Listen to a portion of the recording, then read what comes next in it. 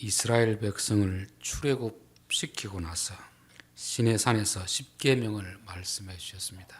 그리고 출애굽기 25장부터 40장까지 성막을 지으라 명령하셨고 성막을 다 지어 완성된 것이 출애굽기 끝입니다. 그리고 이제 레위기에 와서는 성막은 하나님 앞에 예배 드리기 위해서 지은 것이니까 제사에 대해서 1장부터 7장까지 자세히 기록해 두고 있습니다. 이제 오늘 8장에는 그 제사를 집례한 아론의 자손들, 제사장들을 위임하는 그런 내용이 나오고 있습니다. 이 순서를 보면 성막, 예배, 제사장 어느 것이 가장 중요하겠습니까? 성막도 예배를 드리기 위해서 있는 것이고 예배도 인도하는 자가 있어야 된다는 것을 말씀하는 것입니다. 창세기에 세상을 창조할 때도 다 창조하고 마지막에 사람을 창조했습니다.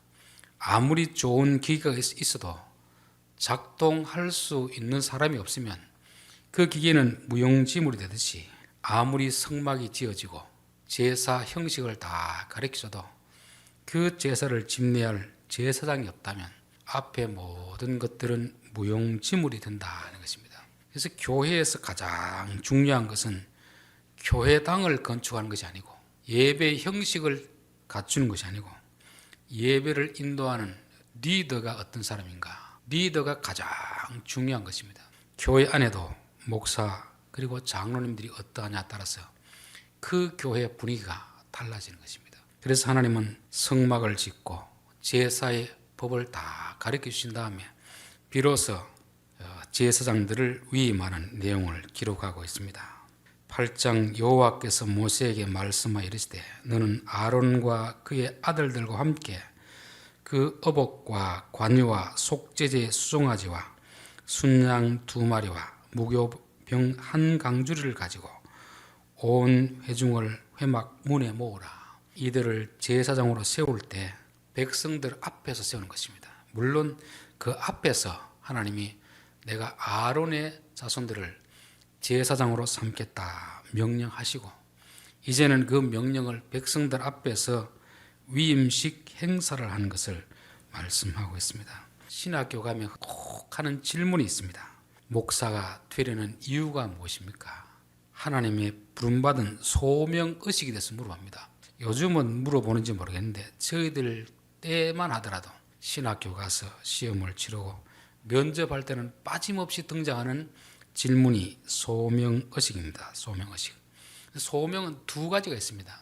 하나는 주관적인 소명이 있고 또 하나는 객관적인 소명이 있습니다.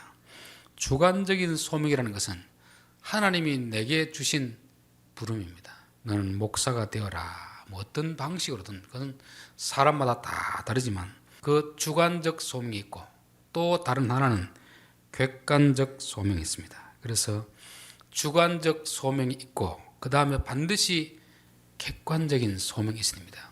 하나님이 모세를 통하여서 아론의 자손들을 제사장으로 삼겠다 주관적으로 말씀하지만 이것은 자기 혼자만 하는 게 아니고 백성들 앞에서 있기 때문에 백성들에게 인정받는 것이 필요한 것입니다. 하나님이 사울을 왕으로 세울 때도 사무엘을 통해서 개인적으로 기름을 부었습니다. 하나님이 당신을 왕으로 세우려고 합니다. 이거는 주관적 소명이죠. 그러나 나중에 백성들이 모인 앞에서 왕으로 세운 것입니다. 두 가지 과정을 꼭 거치는 것은 이게 어느 한쪽으로 치우치면 되지 않기 때문에 그렇습니다.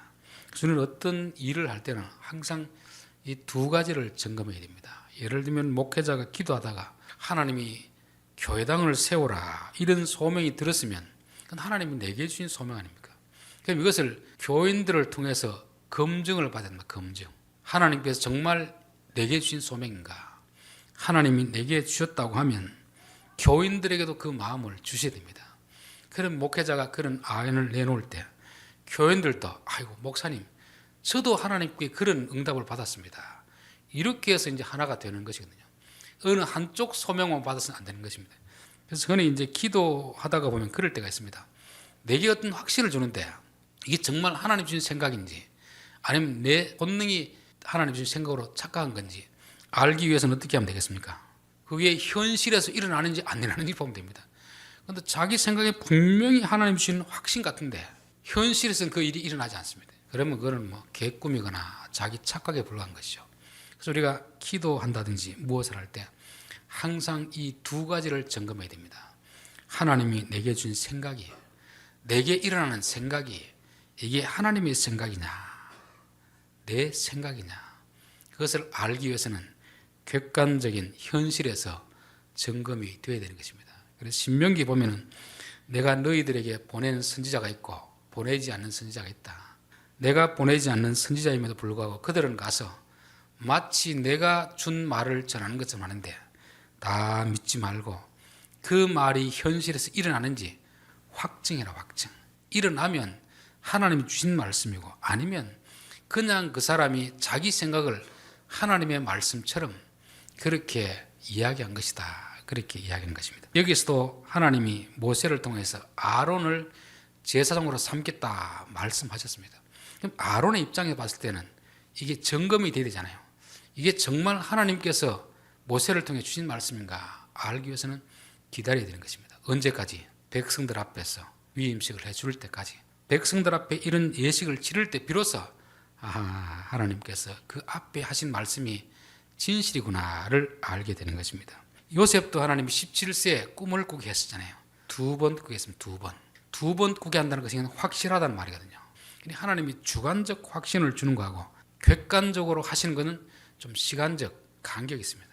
우리는 그걸 기다리면서 준비를 해야 되는데, 북쪽 여로보암이라는 사람은 선지자를 통해서 너가 왕이 되리라는 이야기를 듣고 때가 되지 않았는데 괜히 설치다가 도망가가지고 피신해 있는 그런 일이잖아요.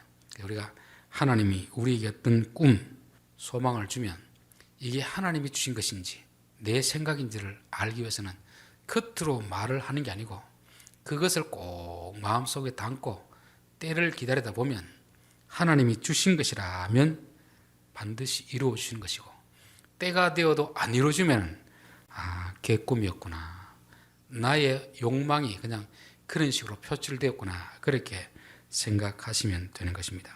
자, 그런데 이제 구약에서 보면은 아론이 대제사장이 된다는 것을 출애굽기를 보면 좀 이해가 되지 않습니다. 아론과 모세가 함께 애굽에서 이스라엘 백성들을 구원해내는데 광야에 와서 모세가 호렙산에 올라가서 내려오는 것이 좀 늦으니까 아론이 주동적으로 우상을 만듭니다. 우상을 만드는데 가장 핵심적으로 앞장서 우상을 만듭니다. 그래서 하나님이 너무 화가 나가서 이 백성들을 다 멸해버리겠다 할 때 모세가 간절히 하나님 앞에 기도하잖아요. 하나님, 이 백성들을 하나님이 구원해놓고 여기서 성질 난다고 다 그렇게 멸하면 다른 이방 사람들이 뭐라고 하겠습니까? 하나님께 이번 용서해 주십시오. 그러니까 다시금 용서해 주는 거죠. 그러면 백성들은 용서해 주지만 누구는 용서하면 안 됩니까? 아론은 용서하면 안 되거든요. 왜냐하면 하나님이 제사장으로 세우려고 했으면 백성들이 다 우상을 섬기자고 해도 안 된다고 해야 될 사람이 아론인데 아론이 주동적으로 그 일을 하는데 하나님은 아론도 용서해 주는 것입니다. 그러면서 거기에 대해서 어떤 조치를 취하지 않고 그대로 제사장으로 지금 위임식을 하는 것입니다. 이 일은 그 사람의 어떤 행적이나 실력을 보고 하는 게 아니고 하나님이 하시겠다는 것입니다. 세상 직장이나 어디에서는 어떤 사람을 뽑을 때 그 사람의 과거의 어떤 경험 또 재능, 업적을 보고 제일 탁월한 사람을 뽑아서 세웁니다. 하나님 나라의 일은 정반대입니다. 그 사람에게는 전혀 자격이 없는데도 불구하고 하나님께서 세우는 것입니다. 왜냐하면 아무리 부족한 사람이라도 하나님이 데리고 쓰시기 합당하면 세우는 것입니다. 똑똑하면 어떻게 되겠습니까? 실력이 있으면 하나님이 말씀하실 때 순종을 하겠습니까? 하나님, 요거는 좀 생각이 틀립니다. 제 생각대로 하겠습니다. 이렇게 하겠습니까? 그러니까 하나님은 똑똑한 사람을 뽑지 않습니다. 세상에는 그래도 뭐 좀 장관이나 하려고 하면 서울대, 연세대, 고려대 요 세 개 대 중에 하나는 나와야 그래도 명함을 내밀지 다른 대학 나와서는 못합니다. 그런데 큰 교회를 담임하고 있는 목회자 중에서 서울대 나온 사람 몇 명이 될까? 있겠지만 많지는 않습니다. 오히려 어떤 분들은 비인가 신학교 그런 출신도 많이 있습니다. 그 왜 그렇게 하실까? 하나님이 아론을 세우는 방식으로 그렇게 세우는구나. 자, 그렇기 때문에 하나님이 우리에게 뭔가 맡길 때 주여 저는 자격이 없습니다. 그렇게 말하는 것은 요거는 겸손한 게 아니고 교만한 것입니다. 하나님이 자격 없는 거 다 알고 내가 너를 그렇게 세우겠다고 말씀하는데 주여 안 됩니다. 저는 자격이 없습니다. 이것은 세상적으로 보면 겸손한 것 같은데 영적으로 보면 아주 교만한 사람입니다. 모세가 그렇게 했잖아요. 너를 내 백성을 건져내기 위해서 너를 지도자로 세우겠다 할 때 모세가 요핑계 조핑계 다 냈습니다. 하나님 나는 입이 뻣뻣하여서 말을 잘 못합니다. 입을 누가 지었느냐. 말 잘하는 아론이 있지 않느냐. 그러니까 하나님은 모세가 못한다는 걸 알면서 시켰기 때문에 내가 못하니까 안 됩니다. 이런 것은 사실은 보면 교만한 것입니다. 보통 교회에서도 이제 연말이 되면 뭐 주일학교 부장을 시킨다든지 뭐 여러 가지 직책을 임명하잖아요. 그렇죠. 그러면 이제 그것을 통보받은 사람들이 부족하지만 감당하겠습니다. 이런 분도 있고 저는 자격이 안 되어서 못하겠습니다. 그런 분도 있습니다. 그게 겸손한 게 아닙니다. 교만한 것입니다. 하나님이 못하는 거 알고 세우는데 내가 못한다는 것은 하나님을 믿지 못하는 거잖아요. 하나님의 능력을 믿지 못하는 것이기 때문에 적어도 교회 안에서는 교회에서 직분자로 세워지면 하나님 부족하지만 최선을 다하겠습니다. 그런 마음으로 하면 하나님께서 직분만 세우겠습니까? 직분을 감당할 능력도 주시겠습니까? 감당할 능력도 주시는 것이지 직분만 세우는 거 네가 알아서 하라. 그건 하나님의 방식이 아닙니다. 그래서 하나님께서 직분을 맡기실 때 믿음으로 감당하면 직분을 맡지 않았을 때는 경험하지 못하는 하나님의 능력을 경험하게 되는 것입니다. 저는 또 왜 아론 같은 사람을 세웠을까? 아론이 지금 대제사장 아닙니까? 대제사장.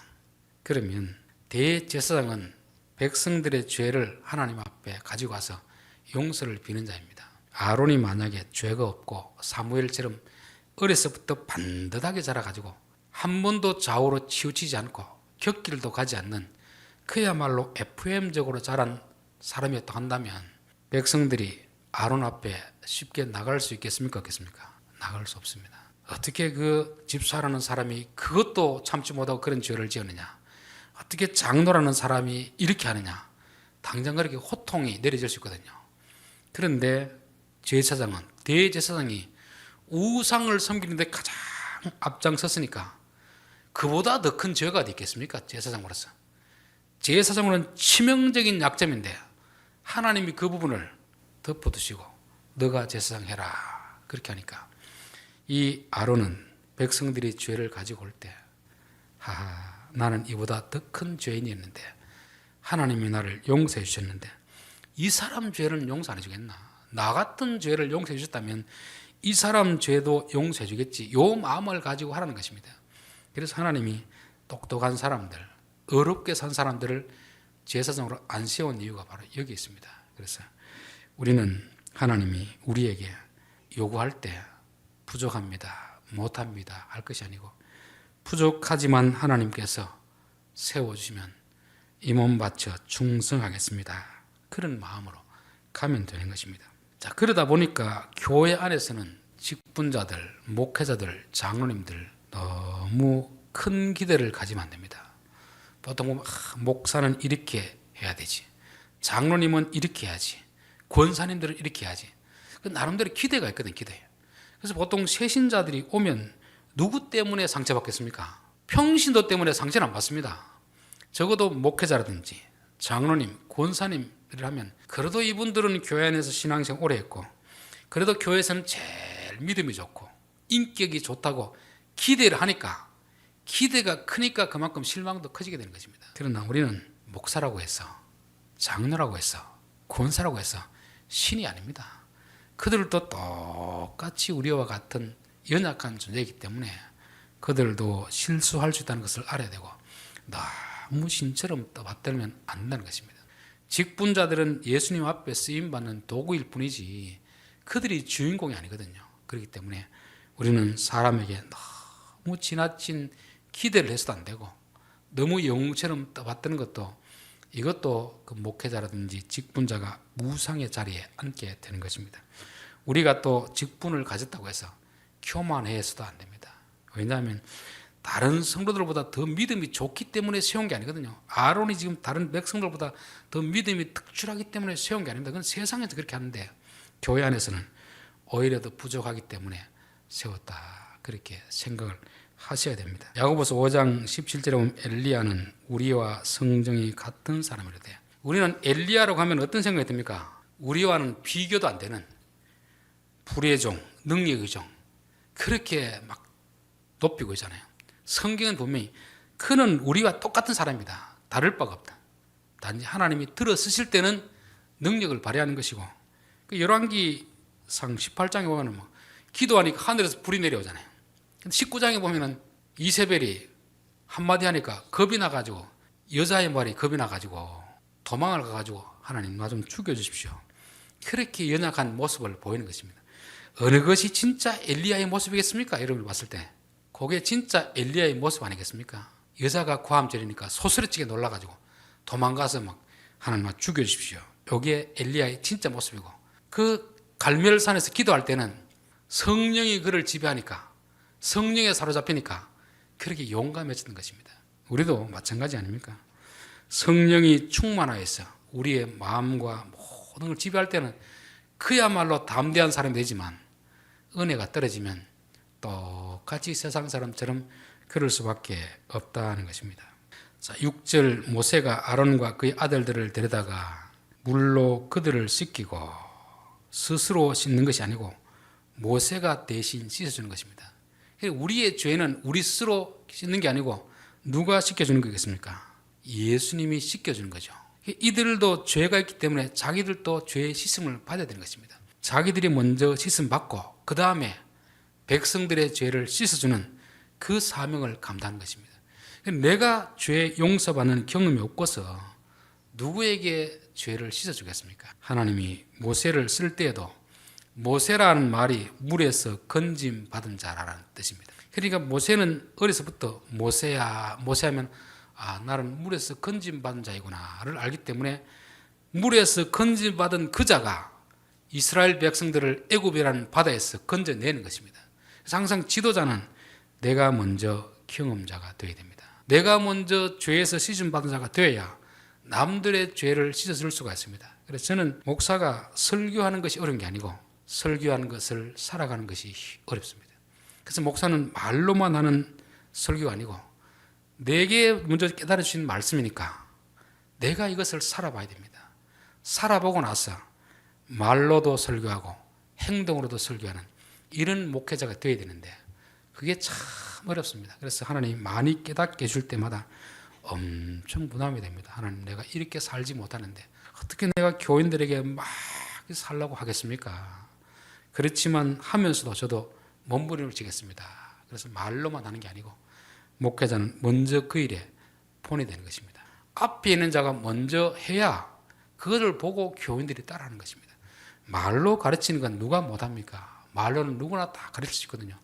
진짜 앞선 직분자들이 어려운 것이 그 말씀을 몸으로 살아내야 되기 때문에 어려운 것입니다. 그래서 우리는 지도자가 되려고 하면 직분자가 되려고 하면 말로 누구를 가르치는 자가 아니고 친히 몸으로 그렇게 해야 됩니다. 그래서 예수님도 제자들의 발을 씻겨주면서 내가 너희들의 발을 씻겨준 것처럼 너희들도 다른 사람의 발을 씻겨주라고 했잖아요. 그래서 예수님은 말로만 하지 않고 말로도 가르쳤지만 친히 행동을 통해서 보여주신 것입니다. 여기서도 모세가 그들을 물로 씻어준 것은 너희들이 먼저 죄 씻음을 받아야 다른 사람의 죄를 씻겨줄다는 것을 가르쳐주는 것입니다. 그들에게 이제 옷을 입혀주는 거죠. 옷이라는 것은 그 사람의 신분입니다. 신분. 우리가 예수를 믿으면 이제부터 하나님의 백성이 되는 것이고 어떤 옷을 입느냐에 따라서 우리 행동이 달라지잖아요. 저는 이 예비군을 이제 뭐 끝난 지 오래됐지만 예비군 훈련을 가보면 옷이 참 얼마나 중요한가 그것을 느낍니다. 예비군 훈련장에 군복을 입고 오면 거의 다 개가 다 됩니다. 그냥 아무 데나 벌썩 주저앉아가 담배 피우고 저 사람들이 양복 있었으면 저렇게 할까 그런 생각이 들어요. 옷이란 게 그만큼 중요하잖아요. 그래서 우리가 예배 자리에 올 때는 단정한 복장을 해야 되는 이유가 뭐겠습니까? 옷이 우리 행동을 제한하거든요. 그렇기 때문에 모세는 그들에게 제사장의 옷을 입혀준 것입니다. 우리는 무엇으로 옷을 입은 사람입니까? 그리스도의 옷을 입은 사람 아닙니까? 그리스도가 우리에게 세마포, 흰 세마포 의의 옷을 입혀주었습니다. 그러니까 세마포 옷을 입고는 아무 데나 덜썩덜썩 다니겠습니까? 조심조심 다니겠습니까? 조심조심 다니잖아요. 저는 여자들이 제일 조심스러울 때가 언제일까 보니까 웨딩드레스 입었을 때. 그는 조금 경건망동 행동하면 그 발에 걸려가 넘어져 버리잖아요. 사뿐사뿐. 야, 저 말강냥이 같은 여자들도 웨딩드레스를 입혀놓으니까 행동이 조심하게 되는 것처럼 우리는 항상 그리스도의 의의 옷을 입어야 됩니다. 직분의 옷을 입어야 되는 거죠. 그래서 내가 목사인데, 장로인데, 권사인데 그 옷을 입고 다니면 막 성질을 내려고 하다가도 이 옷을 더럽히면 안 되지. 그것이 옷이 사람을 만든다는 말이 있잖아요. 그래서 하나님이 입혀주시는 이 옷을 입고 그렇게 해야 되는 것입니다. 자, 또 이들에 보면 이제 에봇이라는 걸 입는데 에봇은 이 겉에 있는 조끼입니다. 조끼. 근데 이 조끼가 중요한 이유는 뭐냐면 조끼 앞에 요 흉패라는 흉패 보면 요게 12지파의 이름이 다 새겨졌습니다. 그리고 그 안에 이 주머니에 우림과 둠빔이라는 걸 뒀습니다. 우림과 둠빔이라는 것은 재판할 때 쓰는 것이죠. 선과 악을 판단할 때 쓰는 것입니다. 그래서 제사장들은 제사를 지내야 되기 때문에 제사는 결국 죄의 문제를 가지고 나가는 거 아닙니까?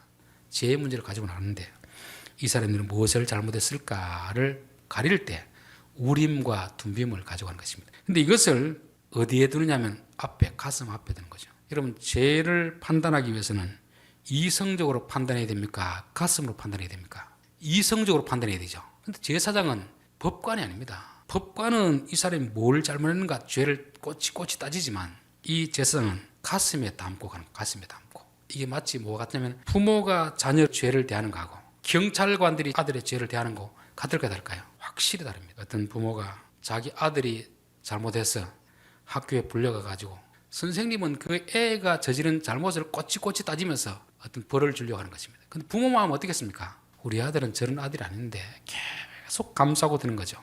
똑같은 죄라도 선생님이 그 학생을 대하는 거하고 부모가 그 자식을 대하는 건 180도 다르다는 것입니다. 제사장의 마음이 선악을 판단할 때 머리로 판단하는 게 아니고 가슴으로 판단해라, 가슴. 그래서 교회에서 이 선악을 판단하는 것은 벌하기 위해서 판단하는 게 아닙니다. 어떻게 해서든지 저 사람이 잘못을 뉘우치고 회개해가지고 바로 잡기 위해서 하는 것이 교회 재판관이 할 일입니다. 세상에는 그 사람이 없는 죄도 덧붙여가지고 고발해가지고 그 사람 벌하는 것이 목적이지만 교회에서는 그런 게 목적이 아니거든요. 어떻게 해서든 저 사람의 잘못을 뉘우치게 해가지고 회개하게 해서 하나님 구원받게 하는 것이 목적이지. 바로 제사장들은 제사를 드려주는 자이지만 선악을 판단해가지고 벌을 주고 안 주고 하는 게 중요한 게 아니고 아버지의 마음을 가지고 부모의 마음을 가지고 교인들의 잘못을 이해하라는 뜻으로 이 가슴에 에봇을 입고 거기에 판결 흉패를 달게 하신 것입니다. 이것은 제사장만이 하는 것이 아니고 우리 모든 성도들이 뭡니까? 왕 같은 제사장이라. 즉 하나님의 제사장님, 하나님. 만왕의 왕이신 하나님의 제사장이지 세상의 제사장이 아니잖아요. 하나님이 우리를 보는 마음으로 부모가 자식을 대하는 마음으로 그 마음을 가지고 교인들의 잘못을 봐야 됩니다. 그래서 교인들이 좀 잘못하는 게 보이더라도 어떻게 하면 저 사람들을 고쳐줄까 그래야지 드러내가지고 창피를 주고 이렇게 하는 것은 이거는 왕의 제사장이 아니고 저 세상 그런 사람의 제사장인 것입니다. 우리 모든 성도들이 너희는 왕의 제사장들이다.